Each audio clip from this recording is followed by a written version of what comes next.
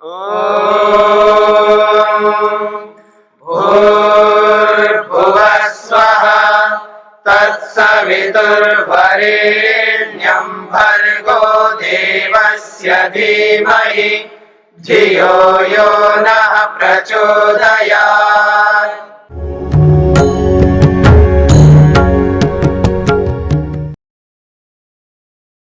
पंचविंशति तत्वानां संख्या विचारः तम अधिकृत्य कृतो ग्रंथः सांख्य इति उच्यते।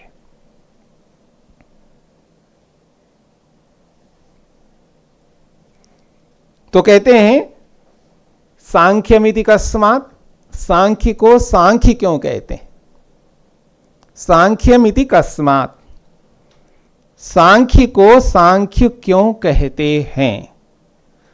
तो कहते हैं सम्यक क्रमपूर्वकम, सम्यक क्रमपूर्वकम ख्यानम कथनम यस्याम सा संख्या।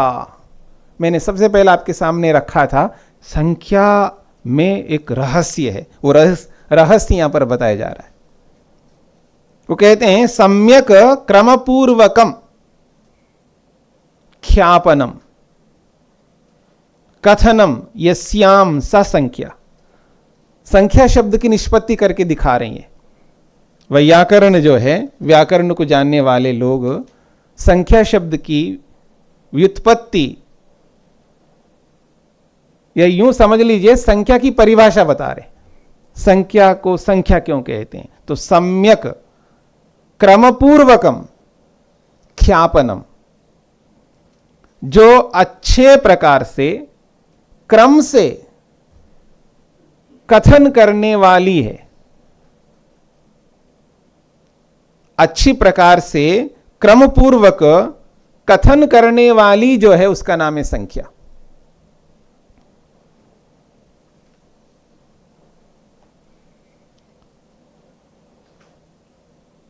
एकत्व का कथन,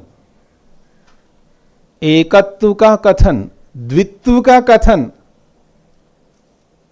त्रैत का कथन, मेरी बात को पकड़ना। एकत्व का कथन, अपने आप में एकत्व को समझना बहुत कठिन होता है, फिर द्वित्व को समझना और कठिन होता है, और फिर तीन को समझना और अधिक कठिन होता है। मेरी बात को पकड़ना है। इस शब्द तो बहुत सरल है, शब्द तो बहुत सरल है। एकत्व को समझना, द्वित्व को समझना और त्रैत को समझना बहुत कठिन है। और आज सभ्य समाज, आस्तिक समाज इन तीनों में उलझा हुआ है। कोई एकत्व को लेकर के उलझा हुआ है, कोई द्वैत को लेकर के उलझा हुआ है, और कोई त्रैत को लेकर के उलझा हुआ है। कोई एक संख्या को लेकर के, कोई दो संख्या को लेकर के, कोई तीन संख्या को लेकर के उलझा हुआ है, और स्वयं उलझा हुआ है, दूसरे को भी उलझाता है। बहुत मुश्किल है। स्वयं उलझ करके पापी बन जाता है, पाप कर डालता है, और दूसरे को उलझा करके और अधिक पाप कर देता है। इसलिए संख्या अपने आप में बहुत महत्व रखती है, याद रखना। केवल संख्या केवल गणना करने के लिए नहीं है। ये कोई समझे ये तो संख्या तो गणना करने के लिए है, इतना ही इसका काम नहीं है। ये वो क्रम देने वाला है हमारे जीवन में। हम कितनी गणना जानते हैं कोई महत्व नहीं रखता। मेरी बात को समझना है। जब गणित पढ़ता है ना व्यक्ति, प्रारंभ में जैसे छोटे बच्चे होते हैं, कोई 10 तक संख्या को स्मरण कर लेता है, कोई 20, कोई 100, फिर आगे बढ़ करके 1000, फिर लाख, फिर आगे और बढ़ता जाता है। और जब गणित को पूरा पढ़ लेता है तो उसको असंख्य तक आ जाता है। समझ रहे ना? असंख्य तक को समझ लेता है संख्या को। पर क्रम पूर्वक समझना ये महत्व रखता है। संख्या को क्रम पूर्वक समझना यह महत्व रखता है। अब ये कौन सी बात है, जो इतनी संख्या जानता है वो क्रम पूर्वक ही तो जानता है, 1 2 3 करते जाओ आप, क्रम तो है, पर ये क्रम नहीं है। मेरी बात को समझना, ये क्रम नहीं है। अगर केवल यही क्रम है तो ठीक है, ऐसा तो सभी जानते हैं। जब मैं एक संख्या से युक्त हूं, जब आप एक संख्या से युक्त हो, तो द्वित्व जहां हो जाएगा तो मेरे को अपने को समझना, मेरे को आपको भी समझना है। मैं ये नहीं समझ पाता हूं तो कहां संख्या को समझ रहा हूं मैं? मेरी बात समझ रहे? क्रम है यहां पर, 1 के बाद 2, 2 के बाद 3, ये जो क्रम है, इस क्रम को नहीं समझूंगा तो मेरे जीवन में स्वार्थ आ जाता है। मेरी बात को समझना, जब इस क्रम को नहीं समझते ना हम लोग, जीवन में स्वार्थ आ जाएगा। वो स्वार्थ हमें लक्ष्य तक, गंतव्य स्थान तक नहीं पहुंचाएगा। इसलिए जो संख्या है बहुत महत्व रखती है। तो सम्यक क्रमपूर्वकम ख्यापनम कथनम यस्याम सा संख्या, जो क्रमपूर्वक हमें बोध कराने वाली है वो है संख्या। यही इसका रहस्य है। इस संख्या गुण में यही रहस्य है कि वो क्रमपूर्वक हमें बोध कराती है। संख्या क्रमपूर्वक बोध कराने वाली है। इसी क्रमपूर्वक बोध कराने वाली इस संख्या को लेकर के, इस संख्या से युक्त उन पदार्थों को लेकर के जो कथन करने वाला है वो है सांख्य, और उसके साथ में जोड़ दिए दर्शन। बात पकड़ में आ रही है? जो संख्या है और उस संख्या से युक्त जो तत्व हैं, उन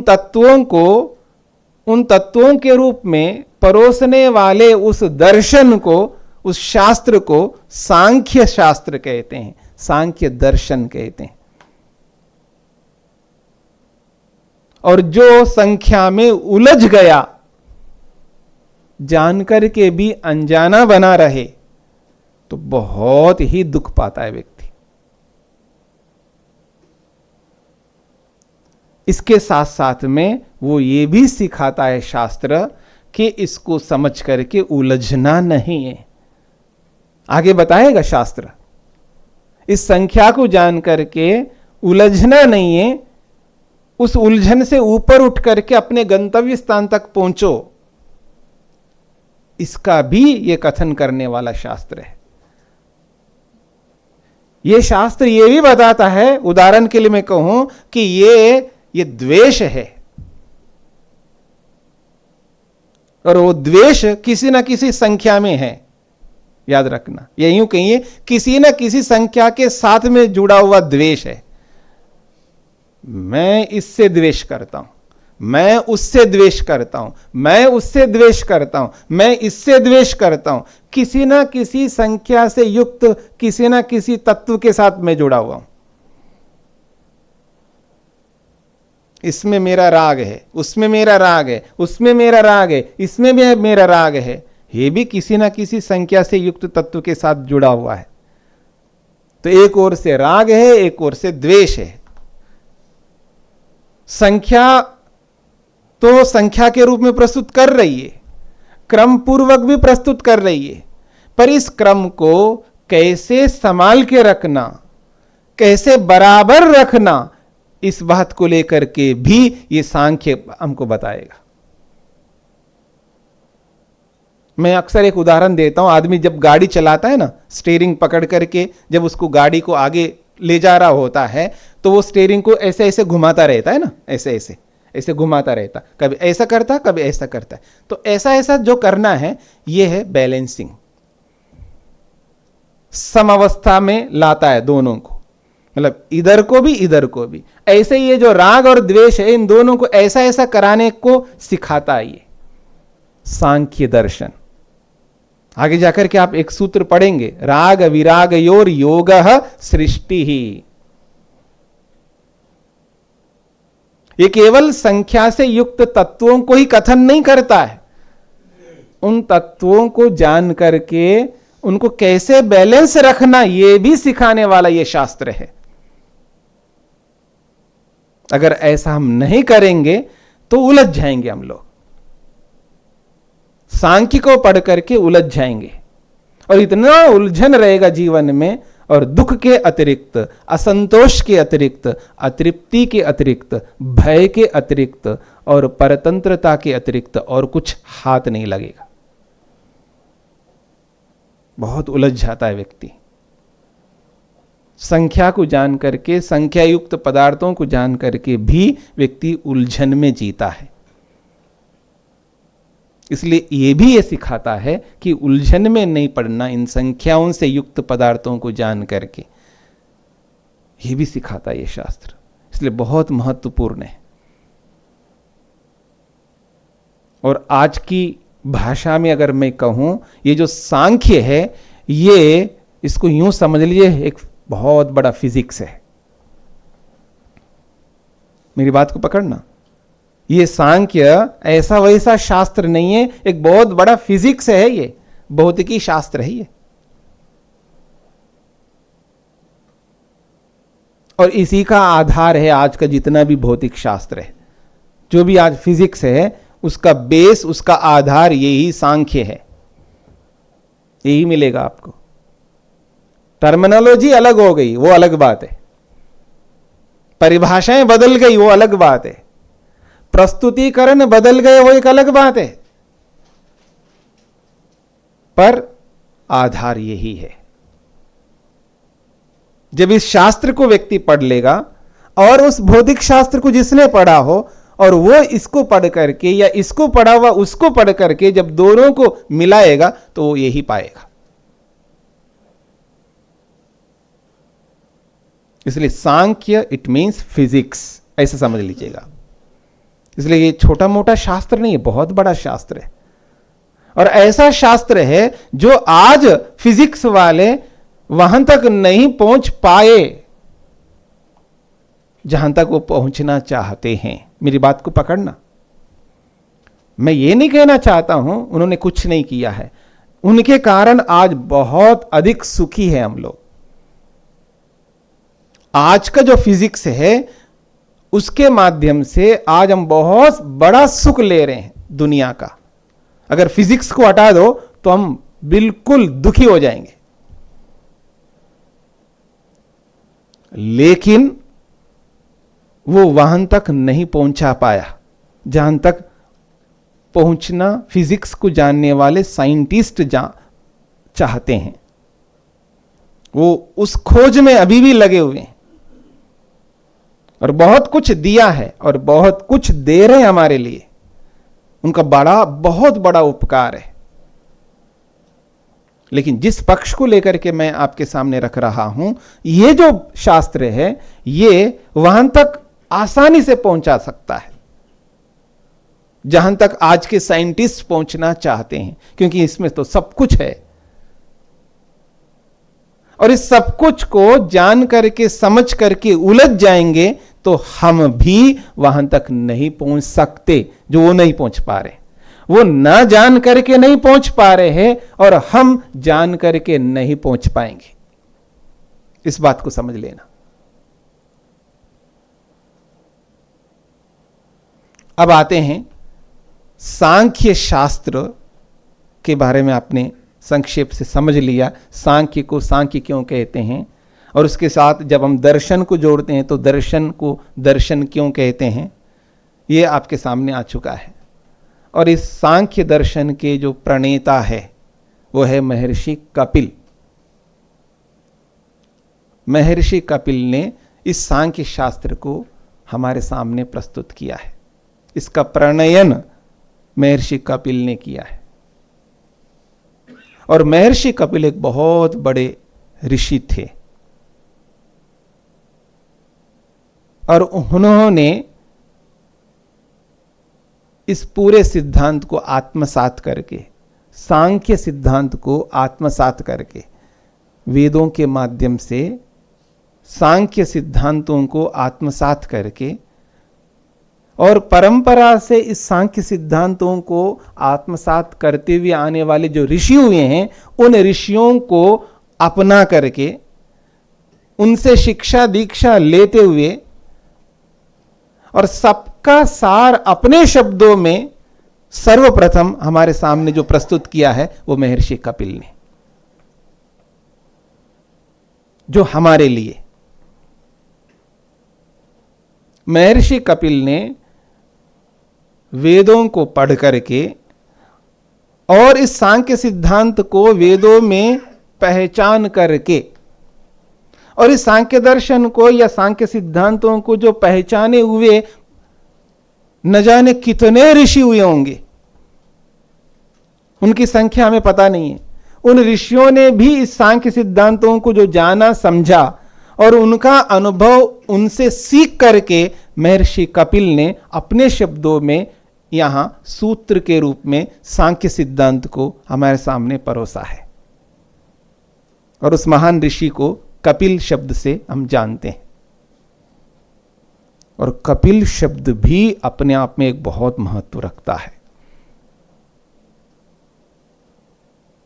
कपिल शब्द भी अपने आप में एक बहुत महत्व रखता है।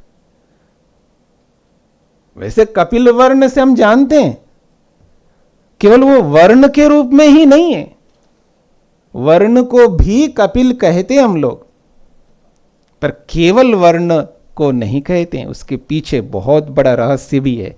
वैसे नहीं रहा उनका नाम कपिल, कुछ तो रहा होगा ना, बहुत बड़ा कारण, इतने बड़े ऋषि हैं। व्याकरण के ग्रंथों में एक उणादि है, व्याकरण के ग्रंथों में एक उणादि है जिसको हम उणादि कोश के नाम से जानते हैं। जो भी व्याकरण जानने वाले हैं वो इसको जानते हैं। और उस उणादि कोश के आधार पर कपिल शब्द को अगर हम समझें तो स्पष्ट हो जाएगा कि कपिल का अर्थ क्या है। मोटा अर्थ तो हम जानते हैं, वर्ण को कपिल कहते हैं और लोक में प्रसिद्ध भी है, कपिल वर्ण बोलते हैं ना हम लोग। तो वर्ण के साथ साथ में इस कपिल शब्द का एक बहुत महत्व अर्थ है। अब उणादि के माध्यम से हम थोड़ा समझ सकते हैं। कमेह पश्य, ऐसा एक छोटा सा सूत्र है, उणादि सूत्र, कमेह पश्य। और इलच प्रत्यय करके कपिल शब्द बनता है। कम धातु है और कम धातु से इलच प्रत्यय करके कपिल शब्द बना सकते हैं हम लोग। और धातु है कमुकांतो, कपिल शब्द में जो धातु है वो कमुकांतो धातु है। कांति, कांति कहते हैं प्रकाश को, ठीक है जी। और जब क और मां है, क और मां है तो कपिल कैसे बनेगा? इसलिए उसने कहा है मत्स्यपह, मत्स्यपह। इसका मतलब होता है मकार के स्थान में पकार हो जाता है, मकार के स्थान में पकार होता है तो कपिल बन जाएगा। इलच प्रत्यय कर दो और कम धातु, कम और इलच का इल, समझ रहे ना, कम धातु है, इलच प्रत्यय का इला तो कमीला ऐसा बनेगा। फिर वो कहते हैं मत्स्यपह, मकार के स्थान में पकार कर दो तो क्या हो जाएगा? कपिलह, ये बन जाएगा। और कपिल का अर्थ है कांति, प्रकाश। कामयते असौ कपिलः, जो कामना करता है, प्रकाश की कामना करता है, हमेशा प्रकाश की जो कामना करने वाला होता है वो कपिल होता है। कामयते असौ कपिलः, जो कामना करता है, चाहता है मेरे जीवन में प्रकाश हो, कांति हो। न जाने कितना प्रकाश प्राप्त करके इस सांख्य को हमारे सामने रखा होगा।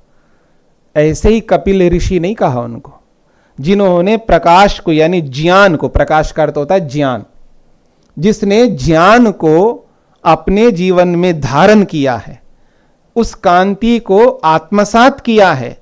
किस कांति को, किस प्रकाश को?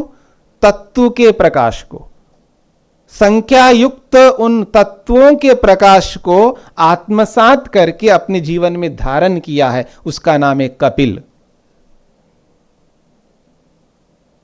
मेरी बात समझ लेना। जिसने संख्या युक्त उन तत्वों के ज्ञान को समझ करके, उस तत्व को तत्व के रूप में अनुभव करके, उन तत्वों का जो प्रकाश है उस प्रकाश को अपने जीवन में धारण करके इस सांख्य शास्त्र को प्रस्तुत किया है, ऐसा जो व्यक्ति है उसका नाम है कपिल। कामेते असौ कपिलः। और मुनि विशेषो वा, नाम भी है। किसी का नाम हम मुनि, कोई व्यक्ति हो उसको हम कपिल शब्द नाम दे सकते हैं। तो एक ऐसे मुनि हुए हैं, ऐसे मुनि जिसका नाम कपिल है, और वो ही कपिल ये सांख्य दर्शन को प्रस्तुत करने वाले हैं। और यौगिक रूप में देखो तो जिसने अपने जीवन में प्रकाश को धारण किया है, ज्ञान को धारण किया है, उसको कपिल कहते हैं। और हम में से भी जो ऐसा करता है उसको भी हम कपिल कह सकते हैं, पर वो संज्ञा नहीं होगी, वो अनुवर्त होगा। यानी जैसा वो व्यक्ति है उसको वैसा हम कह रहे हैं। ठीक है ना? किसी को आप कहो ये शेर है, शेर, तो उसकी हम संज्ञा नहीं दे रहे हैं, शेर के गुण उसके अंदर है। ठीक है ना? तो ऐसे ही हम में से भी कोई ज्ञान को अपने जीवन में धारण करता है और ज्ञान को धारण करता ही जा रहा है, तो उसको भी आप कपिल कह दे सकते। किसी को भी कपिल कह सकते हो जो ज्ञान को अपने में धारण कर रहा हो। लेकिन यहां पर उस ऋषि को ये नाम भी दे दिया है, इनका नाम है कपिल। और कपिल नाम क्यों दिया है? तो नाम तो किसी का भी रखते हैं, हम कोई भी नाम रखते हैं, ये जरूरी नहीं है उस नाम का जो अर्थ होता है वो अर्थ उस व्यक्ति में हो, नहीं भी हो। हां, नाम इसलिए रखते हम ताकि उस शब्द का जो अर्थ है वो अपने जीवन में लाए, वो ला सके उस अर्थ को, इसलिए भी नाम रखते हम लोग। तो कपिल का जो अर्थ है वो प्रकाश को धारण करने वाला, प्रकाश की कामना करने वाला, ज्ञान के प्रकाश को जो अपने जीवन में धारण करता है और ज्ञान की पिपासा जिसके जीवन में है, निरंतर ज्ञानार्जन जो करता है, उसको भी हम कपिल कहते हैं। तो ऐसे वो कपिल ऋषि थे, उन्होंने इस सांख्य को हमारे सामने प्रस्तुत किया है। जैसे योग को प्रस्तुत करने वाले महर्षि पतंजलि ने योग को प्रस्तुत किया है, पर उस योग को समझाने वाले ऋषि हुए हैं जिनका नाम है वेदव्यास, जिन्होंने उस योग को और विस्तार करके हमें समझाया है। ऐसे ही इस सांख्य को विस्तार करके समझाने वाले एक और ऋषि हुए हैं जिनका नाम है भागुरी मुनि, लेकिन वो उपलब्ध नहीं होता है, कालक्रम ने निगल लिया। हमारे आलस्य ने, हमारे प्रमाद ने निगल लिया, हमारे या हमारे पूर्वजों ने जो भी, क्योंकि हम भी परंपरा से रहे इस आलस्य में, प्रमाद में, याद रखना, क्योंकि हम आज ही पैदा होकर के नहीं रह रहे, हम आदि काल से चला आ रहे हैं। आदि काल से हम चला आ रहा हूं, मैं आदि काल से चल रहा हूं, तो हम सब आदि काल से चले आ रहे हैं। मैं भी और आप भी, सब दुनिया के लोग आदि काल से चले आ रहे हैं। तो कभी ना कभी किसी ना किसी जगह पर हम भी इसके दोषी रहें, आलस्य के कारण, प्रमाद के कारण। और उस आलस्य और प्रमाद के कारण से वो जो भागुरी मुनि ने इसको जो और विस्तार के समझाया था, वो आज उपलब्ध नहीं होता। अब तो हमारे सामने केवल मूल सूत्र के रूप में ही उपलब्ध होता है। अब ऋषि नहीं रहे तो मेहनत करके विद्वानों ने इन सूत्रों पर अपना अपना भाष्य लिख दिया। जिनको जैसा समझ में आया, जिन्होंने जैसी तपस्या की है, जिन्होंने जितना ज्ञानार्जन किया है, जितना अनुभव किया है, जितना पुरुषार्थ किया है, कितने सालों लगाया, जीवन लगाया है, और जीवन लगा करके उन्होंने अपना अपना भाष्य लिखा है। ऐसे अलग अलग भाष्यकार हुए हैं इस सांख्य शास्त्र के, आधुनिक भाष्यकार। ऋषि का भाष्य नहीं मिलता, और आज वर्तमान में अलग अलग भाष्यकारों के द्वारा भाष्य किया हुआ वो शास्त्र हमारे सामने उपलब्ध है। जैसे उदाहरण के लिए हिंदी में एक प्रकांड विद्वान हुए आचार्य उदयवीर शास्त्री, उन्होंने हिंदी में इस सांख्य का भाष्य किया है और बहुत नाम कमाया, और उन्होंने जीवन लगाया। विशेषकर सांख्य में उन्होंने बहुत समय लगाया, और उन्होंने इस सांख्य शास्त्र के ऊपर एक अलग ग्रंथ लिखा है, सांख्य सिद्धांत के नाम से। और संस्कृत में एक बहुत बड़े विद्वान हुए हैं जिनका नाम है स्वामी ब्रह्म मुनि। स्वामी ब्रह्म मुनि परिव्राजक, वो अजमेर में भी रहे, वो अजमेर में भी रहे उस समय, और वो बहुत बड़े विद्वान थे। और उन्होंने बहुत सारे दर्शन जिन पर उन्होंने अपनी व्याख्या की है, जिसमें योग है, सांख्य है, वैशेषिक है, वेदांत है, ऐसे बहुत सारे ग्रंथों को लेकर के उन्होंने अपनी लेखनी चलाई है। और उनमें उनका ये भी एक है जिसको स्वामी ब्रह्ममुनि परिव्राजक सांख्य शास्त्र का व्याख्याकार ऐसा लोक में प्रसिद्ध है। जो संस्कृतज्ञ हैं, संस्कृत को पढ़ने वाले हैं, वो इसको जानते हैं, और विशेषकर जो दर्शन पढ़ने वाले हैं वो भी जानते हैं।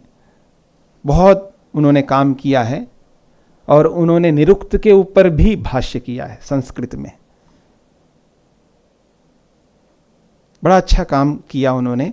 तो स्वामी ब्रह्ममुनि परिव्राजक के द्वारा लिखित भाष्य भी उपलब्ध होता है, और उदयवीर शास्त्री के द्वारा लिखा गया शास्त्र भी। ऐसे और भी कुछ लोग हुए हैं जिनके हिंदी में और संस्कृत में मिलता है। विज्ञान भिक्षु एक हुए हैं जिनका संस्कृत में भाष्य मिलता है। तो आइए, तो महर्षि कपिल के बारे में आपने संक्षेप से सुन लिया है। इस सांख्य शास्त्र में 6 अध्याय है, 6 अध्याय। अलग अलग अध्याय में अलग अलग सूत्रों की संख्या है। देखिए संख्या आ गई वापस। पहला अध्याय है जिसके अंदर हम सूत्रों की गणना करें तो 164 सूत्र है पहले अध्याय में। दूसरे अध्याय में 47 है। तीसरे अध्याय में 84 है। चौथे अध्याय में 32 है। पांचवें अध्याय में 130 है, और छठे अध्याय में 70 है। 164, 47, 84, 32, 130 और 70, कुल मिलाकर के 527 सूत्र है। 6 अध्यायों में 527 सूत्र है। एक एक अध्याय का अपना अपना एक बहुत बड़ा महत्व है। इसमें कुछ मतभेद भी मिलता है। कुछ लोग इसकी संख्या कम मानते हैं, 75 या 76 सूत्रों को प्रक्षिप्त मानते हैं। 75 या 76 सूत्रों को प्रक्षिप्त मानते हैं, बाद में जोड़ा गया ऐसा मानते हैं। प्रक्षिप्त का मतलब है किसी बड़े विद्वान ने अपने सूत्रों को बना करके इस शास्त्र में ऐड किया, जोड़ दिया है, इसको प्रक्षेप कहते हैं। ऐसे प्रक्षिप्त प्रक्षेप किए गए जो सूत्र हैं, ऐसे प्रक्षिप्त 75 सूत्र या 76 सूत्रों को मानते हैं। तो आगे हम बढ़ेंगे, प्रारंभ करेंगे। भूमिका के रूप में मैंने आपके सामने कुछ बातें रखी हैं, और कोई बात आपको पूछनी हो तो आगे आप पूछ सकेंगे, प्रश्न कर सकेंगे। इसको यहीं पर विराम देते हैं। 3 बार ओम का उच्चारण।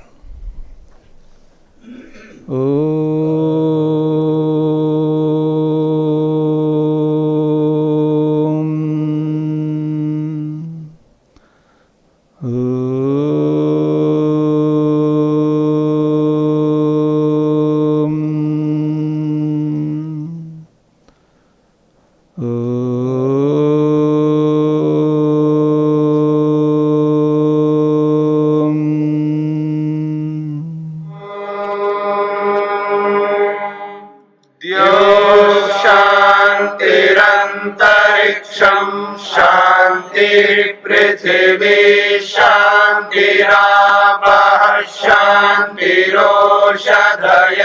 शान्तिः वनस्पतयः शान्तिर्विश्वे देवाः शान्तिर्ब्रह्म शान्ति सर्वं शान्ति शान्तिरेव शान्ति क्षमा शान्तिरेधि।